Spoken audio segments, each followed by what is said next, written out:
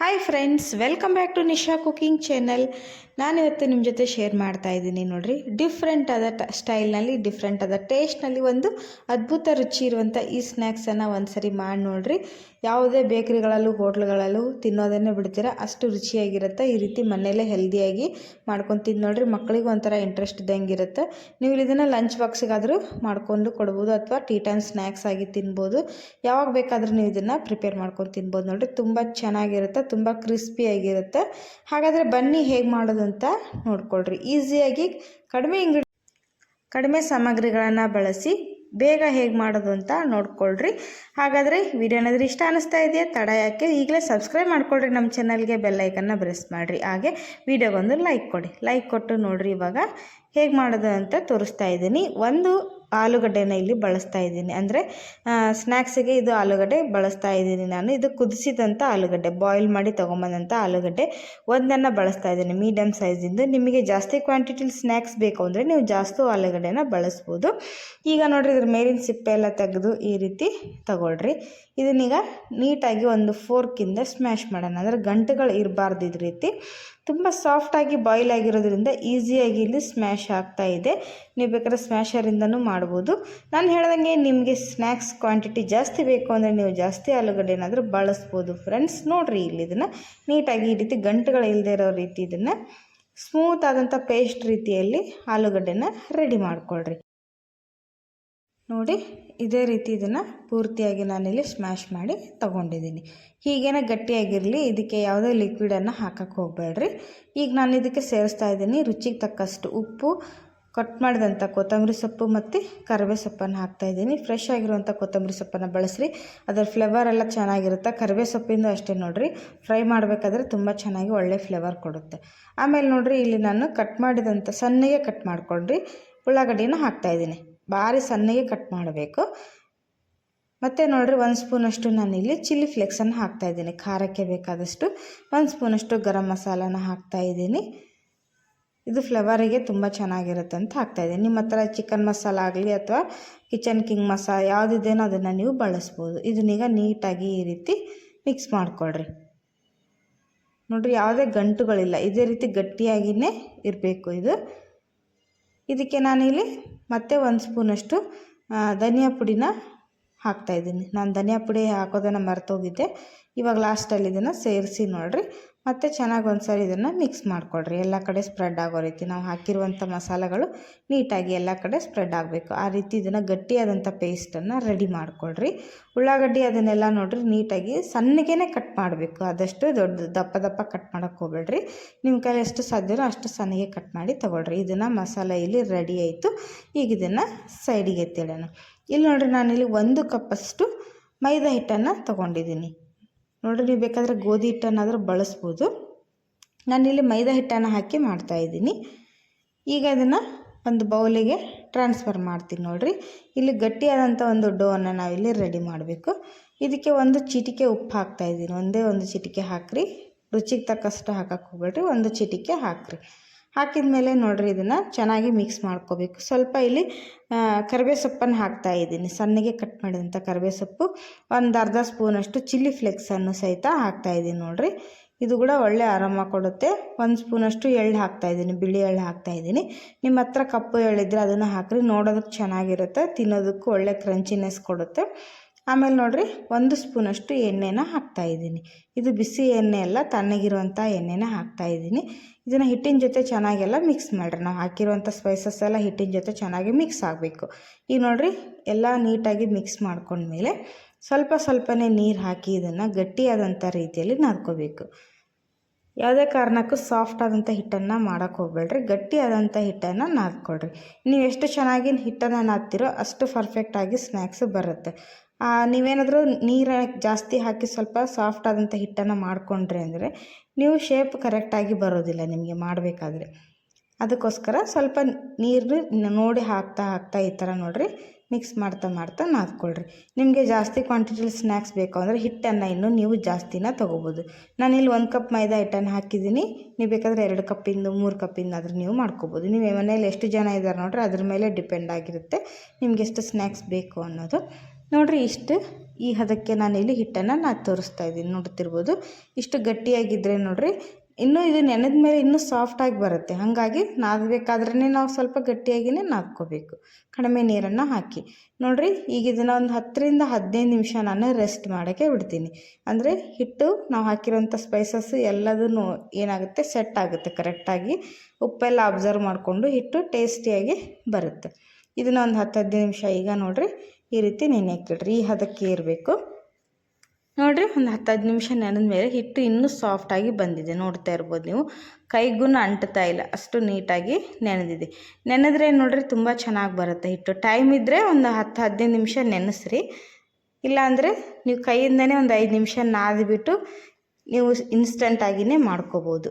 ಈಗ 2 ಉಳ್ಳೆಗಳನ್ನಾಗಿ ನಾನಿಲ್ಲಿ ಮಾಡಿದ್ದೀನಿ. ಇದನ್ನು ಚಪಾತಿ ಉಳ್ಳೆ ಥರ ಮಾಡ್ಕೊಳ್ರಿ. ಮಾಡ್ಕೊಂಡಿದ್ದಕ್ಕೆ ಸ್ವಲ್ಪ ಹಿಟ್ಟು ಹಚ್ಚಿ ಈ ರೀತಿ ಚಪಾತಿ ಈ ರೀತಿಯೇ ಲಟ್ಟಿಸ್ಕೊಳ್ರಿ. ತುಂಬ ತೆಳುವಾಗಿ ಇರಬಾರ್ದು, ಸ್ವಲ್ಪ ಇದು ದಪ್ಪಕ್ಕನೇ ಇರಲಿ. ಅಂದರೆ ನಾವು ಈಗ ಸಮೋಸಾಗೆಲ್ಲ ಲಟ್ಟಿಸ್ತೀವಲ್ವ, ಅದೇ ರೀತಿಯೇ ಇದನ್ನು ಲಟ್ಟಿಸ್ಕೊಳ್ರಿ. ಈಕ್ವಲ್ ಆಗಿ ಇರಲಿ, ಒಂದು ಹತ್ರ ದಪ್ಪಗೆ ಒಂದು ಹತ್ರ ತೆಳ್ಳಗೆ ಲಟ್ಸಕ್ಕೆ ಹೋಗಬೇಡಿ. ಈ ರೀತಿನ ಚಪಾತಿ ಶೀಟನ್ನು ನಾನಿಲ್ಲಿ ರೆಡಿ ಮಾಡ್ತಾಯಿದ್ದೀನಿ ನೋಡಿರಿ. ಆದಷ್ಟು ಎಡ್ಜಸ್ ಎಲ್ಲ ನೀಟಾಗಿ ಲಟ್ಟಿಸ್ಕೊಳ್ರಿ, ಯಾಕಂದರೆ ಎಡ್ಜಸ್ಸಲ್ಲಿ ದಪ್ಪ ಇರೋ ಚಾನ್ಸಸ್ ಇರುತ್ತೆ. ಈ ರೀತಿ ಚಪಾತಿ ಥರ ಲಟ್ಟಿಸ್ಕೊಂಡ್ಮೇಲೆ ಈಗ ಇದನ್ನು ನಾವು ಸ್ಕ್ವೇರ್ ಶೇಪ್ನಲ್ಲಿ ಕಟ್ ಮಾಡ್ಕೊಳ್ಳೋಣ. ಅಂದರೆ ಎಡ್ಜಸ್ ಎಲ್ಲ ತೆಗೆದು ಬಿಡ್ರಿ. ನೀವು ಆದಷ್ಟು ರೌಂಡಾಗಿ ಲಟ್ಟಿಸಿದ್ರೆ ನೋಡಿರಿ 4 ಕಡೆಯಿಂದ ಈ ರೀತಿ ಕಟ್ ಮಾಡಿ ತಗೊಳ್ರಿ. ಸ್ಕ್ವೇರ್ ಶೇಪ್ನಲ್ಲಿ ಇದನ್ನು ಕಟ್ ಮಾಡ್ಕೊಳ್ರಿ, ನೀಟಾಗಿ ಬರುತ್ತೆ. ಈಗ ನಾನು ಹೇಳಿದ್ನೆಲ್ಲ ಗಟ್ಟಿಯಾಗಿರಬೇಕು ಹಿಟ್ಟು ಅಂತೇಳಿ ನೋಡಿರಿ. ಗಟ್ಟಿಯಾಗಿದ್ರೇ ಈ ರೀತಿ ಕಟ್ ಮಾಡಬೇಕಾದ್ರೆ ನಿಮಗೆ ತುಂಬ ನೀಟಾಗಿ ಪರ್ಫೆಕ್ಟಾಗಿ ಬರುತ್ತೆ ನೋಡ್ರಿ. ಈಗ ಇದನ್ನು ಸ್ಕ್ವೇರ್ ಶೇಪ್ನಲ್ಲಿ ರೆಡಿ ಮಾಡ್ಕೊಂಡಿವಿ ಅಲ್ವಾ. ಈಗ ನಾನಿಲ್ಲಿ ಮತ್ತೆ ಯಾವ ರೀತಿ ಮಸಾಲ ಫಿಲ್ ಮಾಡಬೇಕು ಅಂತ ತೋರಿಸ್ತಾ ಇದ್ದೀನಿ ನೋಡಿರಿ. 1 ಸ್ಪೂನ್ ಮಸಾಲನ ತಗೊಂಡು ಇದಕ್ಕೆ ಹಾಕ್ತಾಯಿದ್ದೀನಿ. ಮೇಲ್ಗಡೆ ಪಾರ್ಟಿಗೆ ಹಾಕ್ರಿ. ಕೆಳಗಡೆ ಏನಿದೆ ನೋಡಿರಿ, ಅರ್ಧಕ್ಕಿಂತ ಸ್ವಲ್ಪ ಕೆಳಗೆ ಬಿಟ್ಟು ನೈಫಿಂದ ಈ ರೀತಿ ನೀವು ಕಟ್ ಮಾಡಿಕೊಳ್ರಿ. ನೋಡಿರಿ, ಈಗ ರಿಬ್ಬನ್ ಶೇಪೆಲ್ಲ ಕಟ್ ಮಾಡ್ತೀವಲ್ವ, ಆ ರೀತಿ ಚಿಕ್ಕ ಚಿಕ್ಕದಾಗಿ ಲೇಯರ್ಸನ್ನು ಈಗ ಕಟ್ ಮಾಡಿಕೊಳ್ರಿ. ತುಂಬ ಚೆನ್ನಾಗಿ ಬರುತ್ತೆ. ಆದರೆ ಇದೊಂದು ಇಂಟ್ರೆಸ್ಟಿಂಗ್ ಆಗಿರುತ್ತೆ. ಈ ರೀತಿ ಮಕ್ಳಿಗೆ ಮಾಡಿಕೊಟ್ರೆ ನೋಡಿರಿ, ನೋಡೋದಕ್ಕೂ ಚೆನ್ನಾಗಿರುತ್ತೆ, ತಿನ್ನೋದಕ್ಕೂ ಟೇಸ್ಟಿಯಾಗಿರುತ್ತೆ, ತುಂಬ ಕ್ರಿಸ್ಪಿನೆಸ್ ಬರುತ್ತೆ ನೋಡಿರಿ ಈ ರೀತಿ ಮಾಡೋದ್ರಿಂದ. ಇವಾಗ ಇದನ್ನು ಹೇಗೆ ಫೋಲ್ಡ್ ಮಾಡೋದು ಅಂತ ನೋಡ್ಕೊಳ್ರಿ. ಇಲ್ಲಿ ನೋಡಿರಿ, ಕೆಳಗಡೆ ನಾವೀಗ ರಿಬ್ಬನ್ ಶೇಪ್ನ ಈ ರೀತಿಯಲ್ಲಿ ಹಿಟ್ಟನ್ನು ಕಟ್ ಮಾಡ್ಕೊಂಡಿದ್ದೀವಲ್ವ, ಇದನ್ನು ಈ ಥರ ಕ್ರಾಸಾಗಿ ಪೇಸ್ಟ್ ಮಾಡಿರಿ. ಅಂದರೆ ಈಚೆ ಕಡೆಯಿಂದ ಆ ಕಡೆಗೆ, ಆ ಕಡೆಯಿಂದ ಈ ಕಡೆಗೆ, ಅದು ಈಗ ಇಂಟು ಶೇಪ್ನಲ್ಲಿ ಇದನ್ನು ಪೇಸ್ಟ್ ಮಾಡ್ಕೊಳ್ರಿ. ಈ ಥರ ಎಡ್ಜಸ್ಸಿಗೆ ಲಾಸ್ಟಿಗೆ ಅಂಟಿಸ್ರಿ. ಚೆನ್ನಾಗಿ ಅಂಟಿಸಿದ್ರೇ ಅದು ಫೋಲ್ಡಿಂಗ್ ಮಾಡಿದ್ಮೇಲೆ ಬಿಟ್ಕೊಳ್ಳೋದಿಲ್ಲ, ಇಲ್ಲಾಂದರೆ ಬಿಟ್ಕೊಳ್ಳೋ ಚಾನ್ಸಸ್ ಇರುತ್ತೆ ನೋಡಿರಿ. ಈ ರೀತಿ ಒಂದ್ರ ಮೇಲೊಂದು ಹಾಕಿ ಇದನ್ನು ಕ್ರಾಸ್ ಟೈಪಲ್ಲಿ ಪೇಸ್ಟ್ ಮಾಡ್ಕೊಳ್ರಿ. ಒಂದ್ಸರಿ ನಿಮಗೆ ಕನ್ಫ್ಯೂಸ್ ಆಗ್ಬೋದು, ನೀವು ವಿಡಿಯೋನ ಸ್ಕಿಪ್ ಮಾಡದೆ ನೋಡಿದ್ರೆ ನಿಮಗೆ ಗೊತ್ತಾಗುತ್ತೆ ಪರ್ಫೆಕ್ಟಾಗಿ ಹೇಗೆ ಮಾಡೋದು ಅಂಥೇಳಿ. ಈಗ ನೋಡಿರಿ, ಇದನ್ನ ಮೇಲಿಂದ ಈ ರೀತಿ ನೀಟಾಗಿ ಫೋಲ್ಡ್ ಮಾಡ್ತಾ ಬನ್ನಿ. ನೋಡಿರಿ, ಕರೆಕ್ಟಾದ ಶೇಪ್ನಲ್ಲಿ ಬರುತ್ತೆ. ಇದೇ ರೀತಿ ಇದನ್ನು ಮಾಡಿಕೊಂಡು ಲಾಸ್ಟಿಗೆ ಏನಿರುತ್ತೆ ನೋಡಿರಿ, ಅದನ್ನೆಲ್ಲ ನೀಟಾಗಿ ಇದನ್ನು ಫೋಲ್ಡ್ ಮಾಡಿ ಅಂಟಿಸ್ಬೇಕು. ಸ್ವಲ್ಪ ಅಂಟುತ್ತೆ, ಯಾಕಂದರೆ ಆಲೂಗಡ್ಡೆನಲ್ಲಿ ಮಾಯ್ಶ್ಚರ್ ಇರುತ್ತಲ್ವ, ಅದು ನೀಟಾಗಿ ಕುತ್ಕೊಳ್ಳುತ್ತೆ. ನೀವು ಎಕ್ಸ್ಟ್ರಾ ನೀರೇನು ಹಚ್ಚೋದು ಬೇಡ, ಹಾಗೇ ಶೇಪಾಗಿ ಕರೆಕ್ಟಾಗಿ ಬರುತ್ತೆ ನೋಡಿರಿ.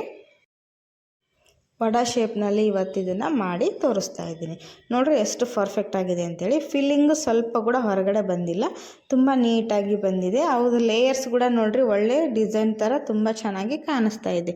ಇದೇ ರೀತಿ ನೀವು ಕೂಡ ಮಾಡಿಕೊಳ್ರಿ, ನಿಮಗೆ ಕನ್ಫ್ಯೂಸ್ ಆಗಬಾರ್ದು ಅಂಥೇಳಿ. ನೋಡಿರಿ, ಇನ್ನೊಂದು ಸರಿ ನಾನು ಇದನ್ನು ಫೋಲ್ಡ್ ಮಾಡಿ ತೋರಿಸ್ತಾ ಇದ್ದೀನಿ ಹೇಗೆ ಮಾಡೋದು ಅಂಥೇಳಿ. ಫಸ್ಟು ನಾನು ತೋರಿಸಿದ ರೀತಿಯೇ ಸ್ಕ್ವೇರ್ ಶೇಪಲ್ಲಿ ಕಟ್ ಮಾಡ್ಕೊಳ್ರಿ. ಆಮೇಲೆ ಅದಕ್ಕೆ ಆಲೂಗಡ್ಡೆ ಮಸಾಲಾನ ಮೇಲೆಯಿಂದ ಈ ರೀತಿ ಫಿಲ್ ಮಾಡ್ಕೊಳ್ರಿ. ನಿಮಗೆ ಎಷ್ಟು ಮಸಾಲ ಬೇಕು ನೋಡಿರಿ ಅಷ್ಟು ಮಾಡ್ಕೊಳ್ರಿ. ತುಂಬ ಮಸಾಲೆ ಏನು ಹಾಕಬಾರ್ದು. ಈ ರೀತಿ ನೋಡಿರಿ, ಇದನ್ನು ಲೇಯರ್ಸ್ ಎಲ್ಲ ಕಟ್ ಮಾಡ್ಕೊಂಡಿರ್ತೀವಲ್ವ, ಒಂದ್ರ ಮೇಲೊಂದು ಈ ಥರ ಕ್ರಾಸ್ ಆಗಿ ಇದನ್ನು ಪೇಸ್ಟ್ ಮಾಡಿರಿ. ನೋಡಿ, ಈ ರೀತಿ ಪೇಸ್ಟ್ ಮಾಡಿದ್ರೆ ಪರ್ಫೆಕ್ಟ್ ಆದ ಶೇಪಲ್ಲಿ ಪರ್ಫೆಕ್ಟ್ ಆದ ರೀತಿಯಲ್ಲಿ ಬರುತ್ತೆ. ತುಂಬ ಚೆನ್ನಾಗಿ ಕಾಣಿಸುತ್ತೆ ನೋಡೋಕ್ಕೆ. ಈಗ ಇದನ್ನು ಈ ರೀತಿ ಫೋಲ್ಡ್ ಮಾಡ್ಕೊಳ್ರಿ ನಿಧಾನವಾಗಿ. ಆಲೂಗಡ್ಡೆ ಮಾತ್ರ ಸ್ವಲ್ಪ ಗಟ್ಟಿನೇ ಇರಲಿ ನೋಡಿರಿ, ತುಂಬ ನೀರಾಗಿ ಮಾಡೋಕ್ಕೆ ಹೋಗಬೇಡ್ರಿ. ಅಕಸ್ಮಾತಾಗಿ ಏನಾದರೂ ನೀರಾಯ್ತಪ್ಪ, ಆಲೂಗಡ್ಡೆ ನೀರು ಆಗಿದೆ ಅಂದರೆ ನೀವು ಅದಕ್ಕೆ ಏನು ಮಾಡಬೇಕು ಅಂದರೆ 1-2 ಸ್ಪೂನಷ್ಟು ಹುರಿಗಡಲೆ ಹಿಟ್ಟನ್ನು ಹಾಕಿರಿ. ಹುರಿಗಡಲೆ ಹಿಟ್ಟು ಹಾಕೋದ್ರಿಂದ ಟೇಸ್ಟಿಯಾಗಿಯೂ ಇರುತ್ತೆ. ಆಮೇಲೆ ಅದು ಆಲೂಗಡ್ಡೆ ಏನಾದರೂ ಅಕಸ್ಮಾತಾಗಿ ನೀರಾದರೆ ಗಟ್ಟಿನೂ ಆಗುತ್ತೆ ನೋಡಿರಿ. ಮಾಡಬೇಕಾದ್ರೆ ಕೆಲವೊಂದು ಸರಿ ಹೆಚ್ಚು ಕಡಿಮೆ ಆಗ್ತಿರುತ್ತೆ. ಹಾಗಾದಾಗ ಈ ರೀತಿ ಟಿಪ್ಸನ್ನು ನೀವು ಯೂಸ್ ಮಾಡಿರಿ, ಪರ್ಫೆಕ್ಟ್ ಆದ ರೀತಿಯಲ್ಲಿ ಬರುತ್ತೆ. ನೋಡಿರಿ, ಈ ರೀತಿ ಇದನ್ನು ರೋಲ್ ಮಾಡಿ ನಾನಿಲ್ಲಿ ಪೇಸ್ಟ್ ಮಾಡಿ ತೋರಿಸ್ತಾ ಇದ್ದೀನಿ. ನೋಡಿ ಯಾವ ರೀತಿ ಕಾಣಿಸ್ತಾ ಇದೆ ಅಂಥೇಳಿ. ನಾವು ಹಾಕಿರೋ ಚಿಲ್ಲಿ ಫ್ಲೇಕ್ಸ್, ಕರಿಬೇವು ಸೊಪ್ಪು ನೋಡಿರಿ ಎಷ್ಟು ಚೆನ್ನಾಗಿ ಕಾಣಿಸ್ತಾ ಇದೆ ನೋಡೋದಕ್ಕೆ ಅಂಥೇಳಿ. ಇದೇ ರೀತಿ ನಾನು ಎಲ್ಲದನ್ನು ಇಲ್ಲಿ ಪ್ರಿಪೇರ್ ಮಾಡಿ ತೋರಿಸ್ತಾ ಇದ್ದೀನಿ. ನೋಡಿರಿ, ಪರ್ಫೆಕ್ಟಾಗಿ ಬಂದಿದೆ. ಹೀಗೇ ನೀವು ನಾ ಹೇಳಿದಂಥ ಟ್ರಿಕ್ಸನ್ನು ಫಾಲೋ ಮಾಡಿ ಸ್ನ್ಯಾಕ್ಸ್ ಮಾಡ್ತಾ ಹೋಗ್ರಿ, ತುಂಬ ಚೆನ್ನಾಗಿ ಬರುತ್ತೆ. ಈಗ ಇದನ್ನು ಫ್ರೈ ಮಾಡೋಣ. ಇದಕ್ಕೆ ಯಾವುದೇ ಸ್ಲರಿ ಬೇಡ, ಏನೂ ಬೇಡ, ಡೈರೆಕ್ಟಾಗಿ ನಾವು ಇದನ್ನು ಫ್ರೈ ಮಾಡೋದಕ್ಕಿರುತ್ತೆ. ಈಗ ಒಂದು ಕಡಾಯಿನ ನಾನಿಲ್ಲಿ ಬಿಸಿ ಮಾಡೋಕ್ಕೆ ಇಟ್ಟಿದ್ದೀನಿ. ಆಲ್ರೆಡಿ ಒಂದು ತವಾ ಟೈಪನ್ನು ಕಡಾಯಿನ ತೊಗೊಂಡಿದ್ದೀನಿ, ಯಾಕಂದರೆ ಅದು ತಿರುಗಿಸಿ ಹಾಕಬೇಕಾದ್ರೆ ದೊಡ್ಡದಿರೋದ್ರಿಂದ ತಿರುಗಿಸಿ ಹಾಕಬೇಕಾದ್ರೆ ಈಸಿ ಆಗುತ್ತೆ ಅಂಥೇಳಿ.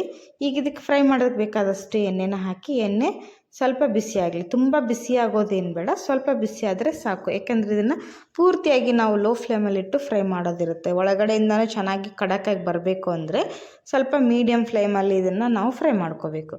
ಇದೇ ರೀತಿ ನೋಡಿರಿ, ಒಂದೊಂದನೇ ನಾನಿಲ್ಲಿ ತವಾಗೆ ಹಾಕ್ತಾಯಿದ್ದೀನಿ. ಎಣ್ಣೆಗೆ ಡೈರೆಕ್ಟಾಗಿ ಹಾಕಿ ಇದೇ ರೀತಿ ನೀವು ಫ್ರೈ ಮಾಡ್ಕೊಳ್ರಿ.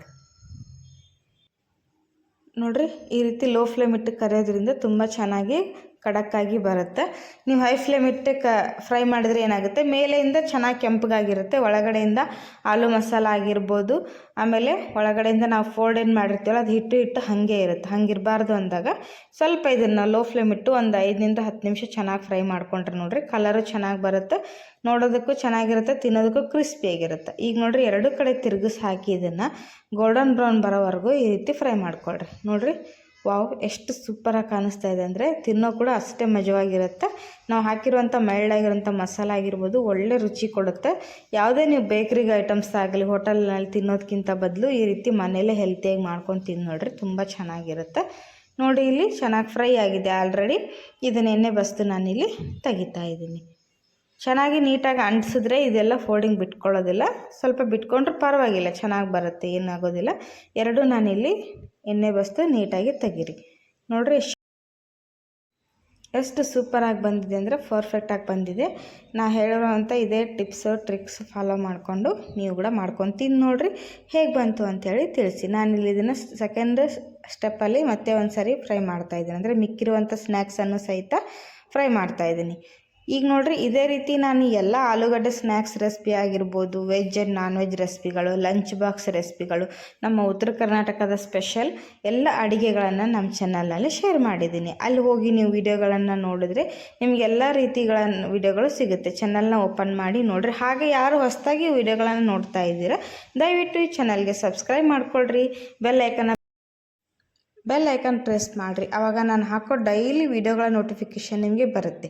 ಹಾಗೆ ನೋಟಿಫಿಕೇಷನ್ ಬರಬೇಕು ಅಂದರೆ ಬೆಲ್ ಐಕನ್ ಪ್ರೆಸ್ ಮಾಡಿದ ಮೇಲೆ ಆಲ್ ಅನ್ನೋ ಆಪ್ಷನ್ ಇರುತ್ತೆ, ಅದನ್ನು ನೀವು ಸೆಲೆಕ್ಟ್ ಮಾಡಬೇಕು. ಆವಾಗ ನಿಮಗೆ ನೋಡಿರಿ ತಪ್ಪದೆ ನಾನು ಹಾಕೋ ವಿಡಿಯೋಗಳು ಬರುತ್ತೆ. ಈಸಿಯಾಗಿ ನೀವು ವಿಡಿಯೋಗಳನ್ನು ನೋಡ್ಬೋದು, ಅಡುಗೆಗಳನ್ನು ಕಲಿಬೋದು.